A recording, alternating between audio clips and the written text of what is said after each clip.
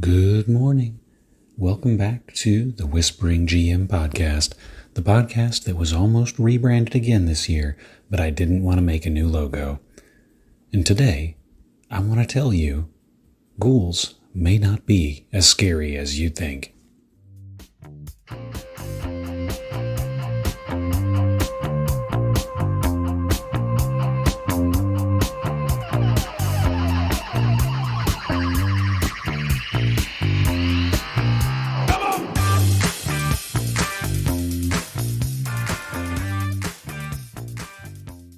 What's all this talk about ghouls? Well, simply put, ghouls can be found on page 9 of Monsters and Treasure, the second book in the LBB boxed set.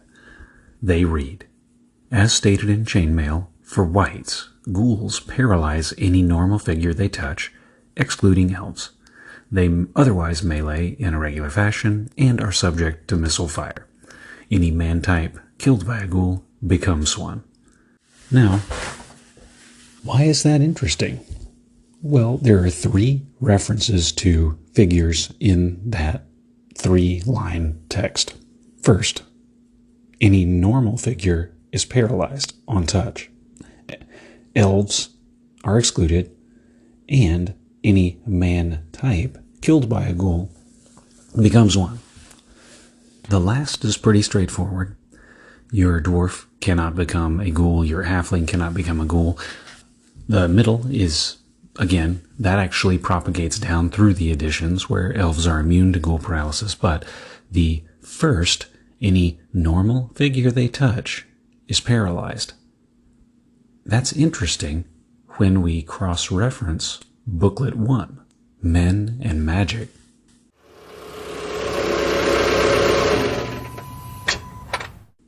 For most editions of the game, character ability is dependent on level features, on hit dice, or similar. But in the original version, there's another column, fighting capability. Fighting men, for example, start off 1 man, 2 man, red man, blue man, 1 man, 2 man, 3 men, or hero -1. That's interesting because, hearkening back to Chainmail, normal men cannot fight on the fantasy combat table. Only super normal men, heroes, superheroes, wizards. And then we look down at magic users. Magic users, while they come in later to the game, it takes them until Enchanter to reach a supernormal status. Clerics come in at 5th level. Bishops can do, that's not 5th level, it's 6th level, but it's 5 hit dice. Easy to get confused there. Come into this heroic stature. They cease to be normal at that point. If a ghoul can paralyze a normal figure, does that mean a fighting man of 3rd level is immune to the paralysis from a ghoul? Or a cleric at 6th? Interesting to think about. But it does say, as stated in Chainmail for Wights. So, what does Chainmail say?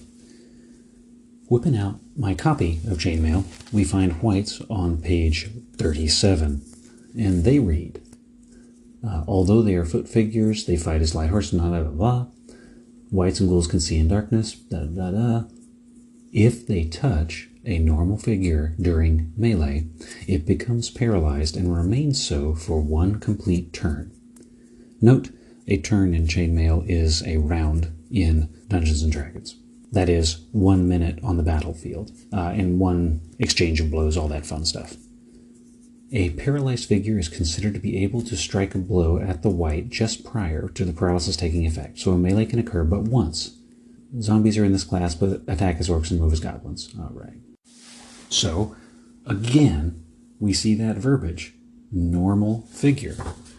And as I flip back to the fantasy combat table at the back of the book, there are a handful of fantastic adversaries, including hero, superhero, and Wizard. And as we scroll over to the Defender White Ghoul column, they get wrecked.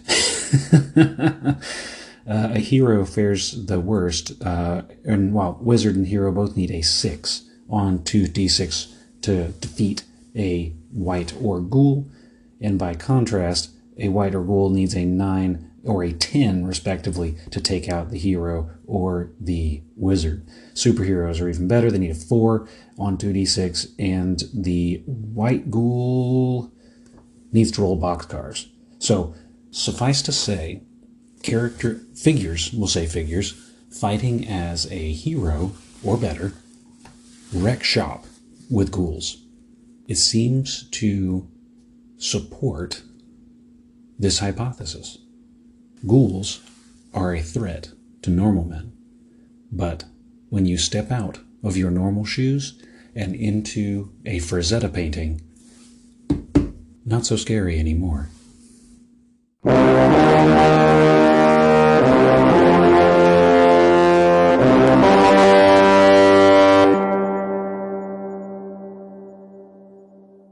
Now, the last bit, I'd like to think of this as the meat of this episode, comes from a side discussion on Gilded. Now, a few months ago, I had joined the Gilded server associated with the Basic Expert and his media and product empire.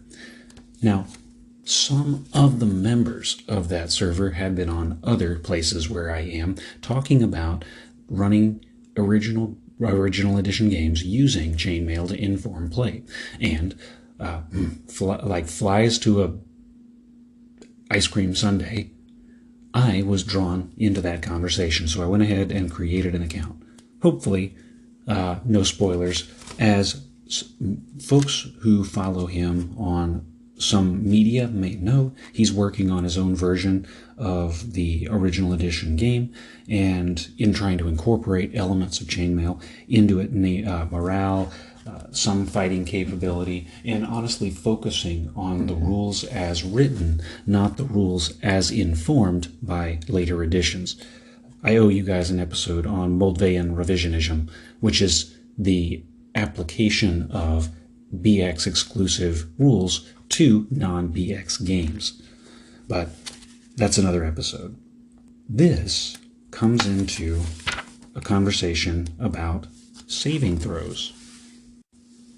I was talking about ghouls, because ghouls are the iconic monster that will paralyze you.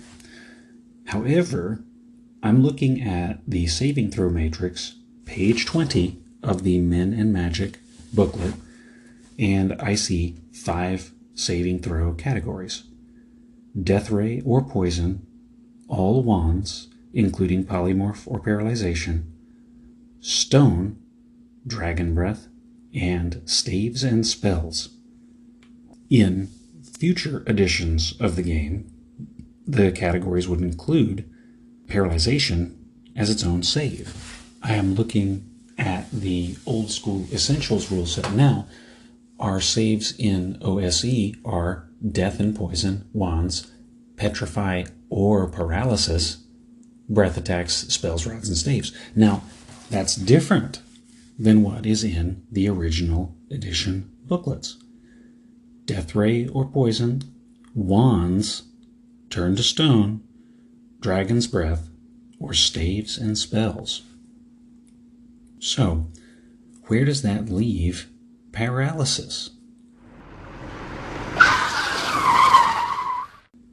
The reference here is for a wand of paralysis, and I won't bore you through the magic items to find a wand of paralysis. I leave that to your discretion to find. But what had come up in conversation on the Gilded, page 10 of the same booklet. Constitution is a combination of health and endurance.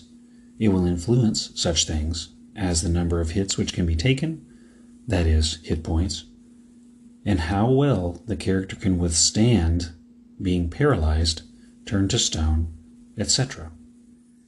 As it pertains to turning to stone, we do have a save. We have a save for turning to stone, and we have 3 different monsters, basilisks, medusa, and cockatrices, that can turn you to stone just straight up. In future editions of the game, we know that System Shock is used for coming back from being stoned. Specifically, a character with a constitution of 13 or greater will survive. A constitution of 9 to 12 will have a 60 to 90% chance, and a constitution of 8 or 7 will have 40 to 50% chance. I thumbed through the spells, and I thumbed through the monsters, but I did not find a reference to System Shock for coming back from stone in the LBBs. Now, I do have Greyhawk. I'm looking at Greyhawk, but I have a limited amount of time. I have to finish this up, so I'm going to defer to you. Can you help me avoid this Moldvayan revisionism? Or in this case, we know in first edition, you roll System Shock, so is this Gygaxian revisionism of Gygax's own work? In any case, do you know where System Shock originally can be found in the text of the original game? But the biggest reason I distract from that point is I wanted to bring your attention to the other half. How well the character can withstand being paralyzed.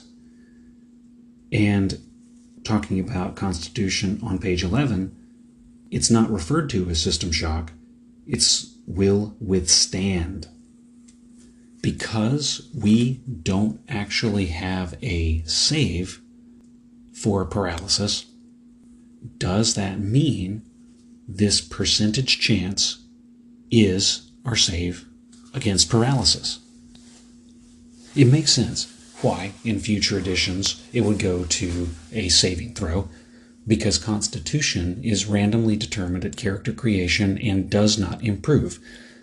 Most of the rest of the game is based on character level, because that's a reward for the player. The player who plays smart, who draws treasure, who avoids conflict until he can win it, that player is rewarded. They get more durable as they level. So because your saves improves, your durability, your resilience is tied to your player's skill.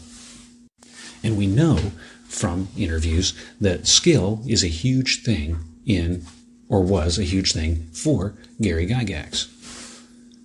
So, hearkening back to the Chainmail Wights entry, it says that at the end of the first combat round is when the paralysis takes effect.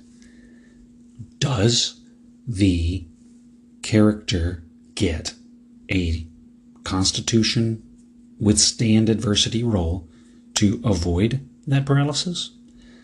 Does that Constitution withstand adversity roll end the paralysis after each turn, akin to saves in a certain more recent edition?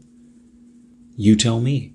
Characters of supernormal Constitution, that is 13 or greater, are they immune to ghouls?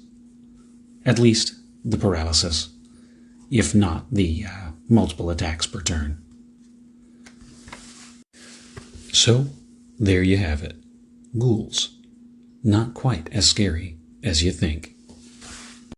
And maybe some of those other zero-ed monsters that can cause paralysis, making it a little less scary to delve on.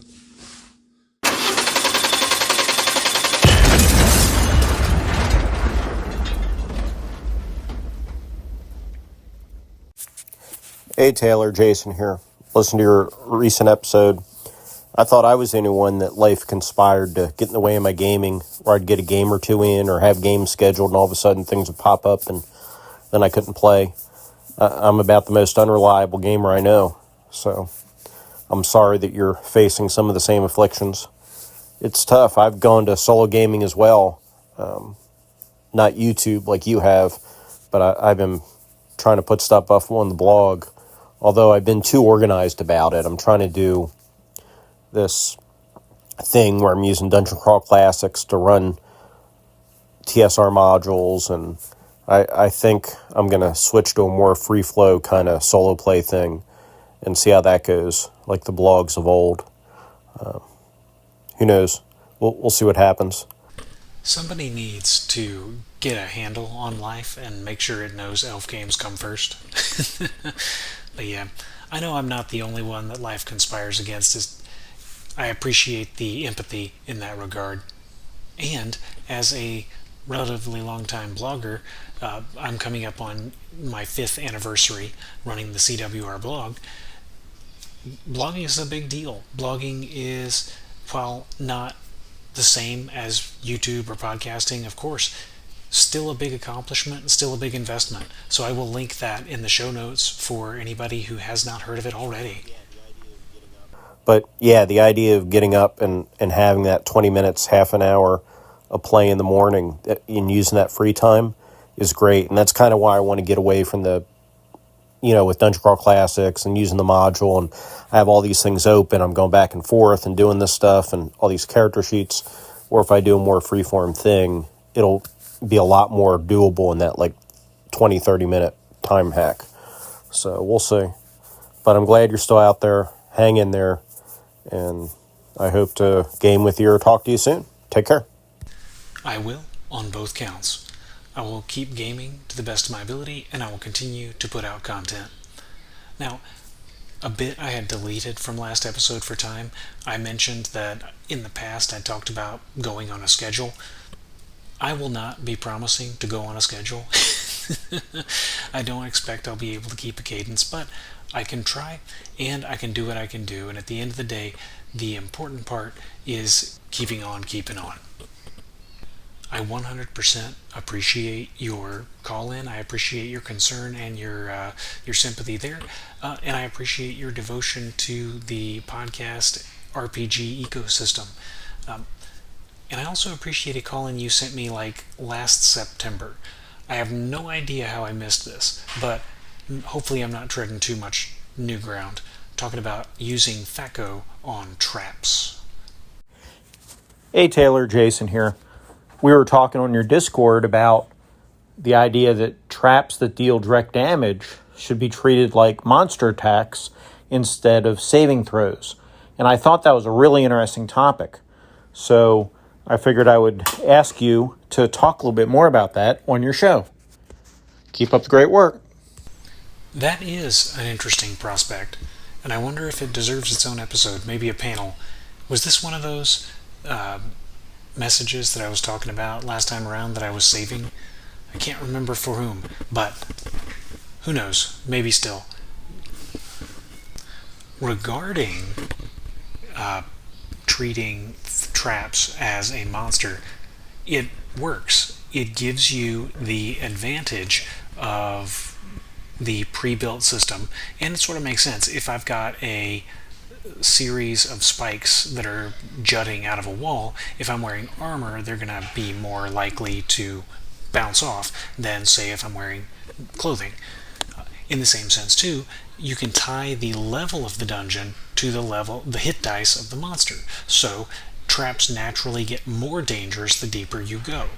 Now, is that a perfect analogy? Is that a perfect simile?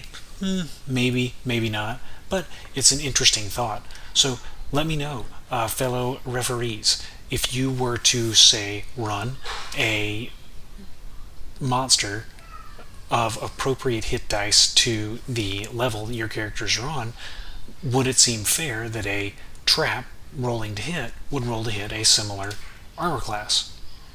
Makes sense to me. Does it make sense to you? It leverages an existing element of the game. It scales with your power level. Now, your armor class is going to, of course, be based on what your equipment is, but your equipment is going to scale based on how deeply you've adventured. You're more likely to have plate, you're more likely to have rings of protection, that kind of stuff. And as the referee, you can kind of improvise a little on what the nature of the trap might be. So, say I'm at the first or second level, we have that pit trap with spikes, you have the spears coming out of the wall, you have crossbows embedded in the door. Roll as first level monster, pretty straightforward. Then deeper in level, say we're at level 8 or 9, well, we'll do 4 or 5. You have pendulums coming out of the walls that are swinging. You have blades that are buzzing along grooves in the floor. And then deeper, maybe 10th level, you have enchanted weapons that say invisible ones, where there's holes in the ground, but then they jab out like pieces, flickers of light, and so you get to be more creative as you go deeper, and it makes sense to hit and retain the danger. Now, it's a little video gamey, but at the same time, gotta keep the players on their toes. I'm going to have to go back to last September on the Discord and see if there was some other interesting stuff that may have been said for next time around. I appreciate the call, or the voice message, and I apologize for my total failure to talk about it.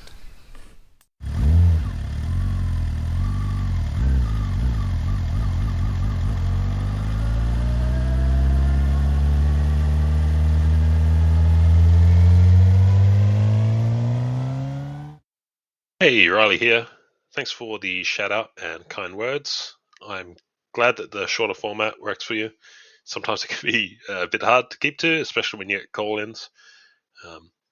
I can listen to longer podcasts, but there are times when my life situation didn't allow for it, so totally get where you're coming from. That is exactly why I'm trying to restrict the length of the videos and podcasts I put out in Modern Vintage. While I respect that there are a lot of people who do have long-form capability, it's I figure if someone can listen to something for 45 minutes to an hour, they can listen to something for half an hour too. I like to be inclusive here in the mailroom. Great responses to the calls. Enjoyed the listening and sort of expanding on the adversarial player conversation. Daniel at Bandit's Keep has a call-in coming up after this where he expands on it even more. So look forward to that. I'm glad that your health is improving, and I think getting time for yourself is super important. It's hard to feel like you identify with something or a group, but not actually be participating in it. So it's good to hear that the solo gaming is potentially filling that in, whilst you can't fit regular gaming in. Looking forward to future episodes. Bye for now. And I am looking forward to recording them. Thank you for your call in.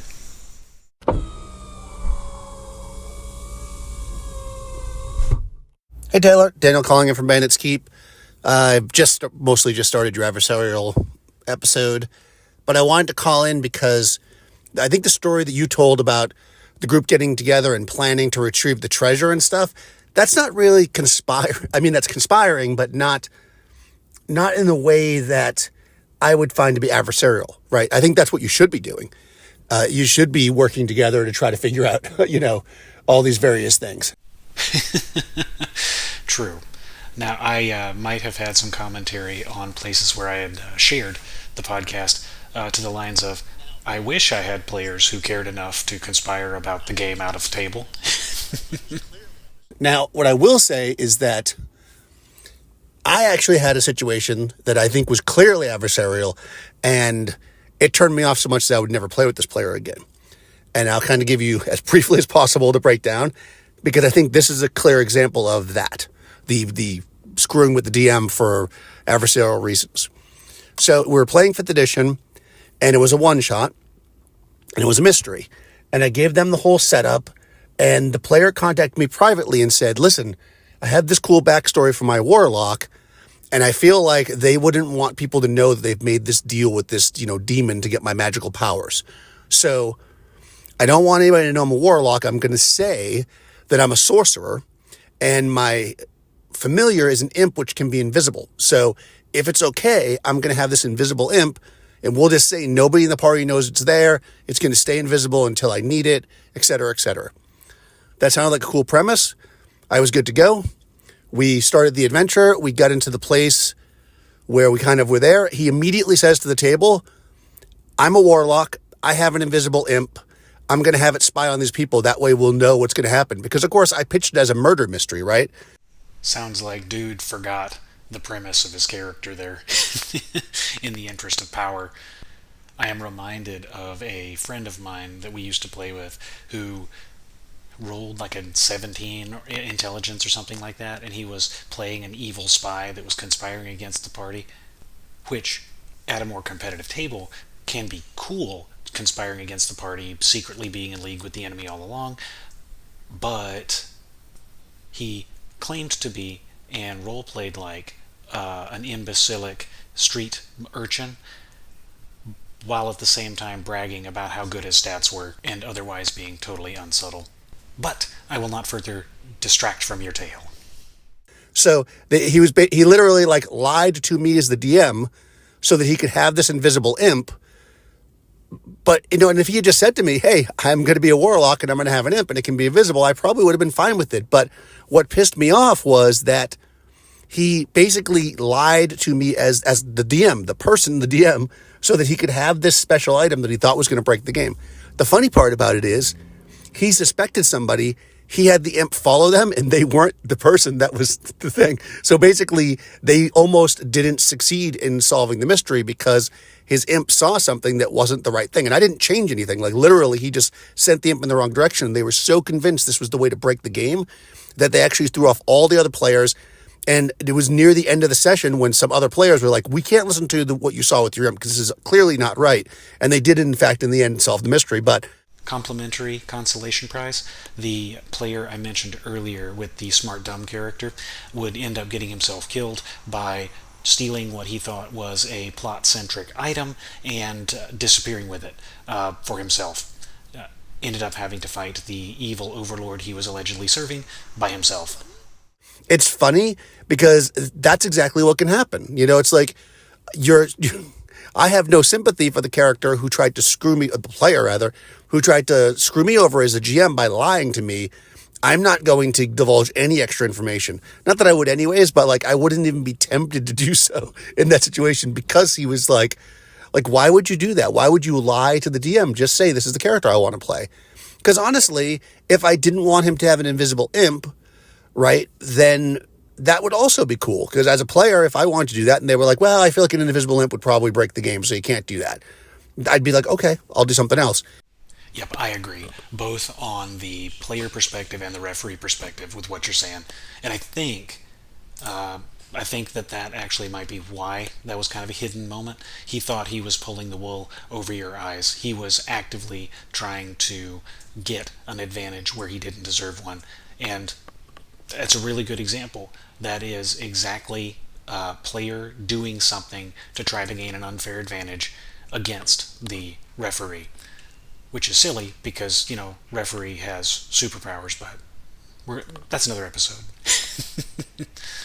So, suffice to say, Daniel, neither you nor I appear to be adversarial players. So, yeah, anyways, I think that's a good example. Not the players getting together and planning to, you know, even if it's a secret, to kind of overcome through normal methods, but they then going to the DM and lying about what their characters have or do, claiming it's a background or story reason, but really the reason is because they're going to try to trick. And what's funny about, again, if he had stayed, like if he had just said, listen, you know, to the table, nobody knows I'm a warlock, but I am, so just, you know, this is not something your characters know. GM, I want to do this. Again, I would have been fine with it. But the idea that he just said right away, you know, his whole premise was that, you can clearly see how this is still in my head, even though this is years ago. So there you go. That's the kind of thing that an adversarial player will do. It sets you up as a GM to now be weary of players lying to you so that doesn't happen to you again. And I think the same thing can happen as a player when that happens. I don't think it's that common, but it definitely can happen. Thank you for sharing the story. That is a very good example of exactly what I was trying to talk about. And thank you for calling in. I do agree that players who are adversarial are fewer than players who are team players. I think most people, even on the war game side, both the more play act and the more board game side, both understand that when you're in a game like this, when you're acting as a team, you need to work as a team. Now, whether you stay as a team when you get to the domain level is another story, but I'm not going to worry about it too much. So The moral of the story: stick with, dear listeners, the good players, and don't hesitate to boot the bad ones, because once you have a good table, that turns into a good game. From here, thank you again, Daniel, for calling in. And listeners, do you have adversarial stories you would like to share? I'll be happy to do a That Guy episode. In the meantime, I will look forward to whatever calls I get.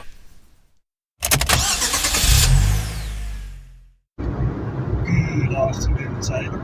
Boss here from Paralysis. I was listening to your Adversarial play Electric Boogaloo 2 episode, and there was a call-in where you went into adversarial play by the players as being them conniving amongst each other in order to not have the DMs see their planning. And you were neutral on whether that was adversarial or not entirely through the episode yet, so I might be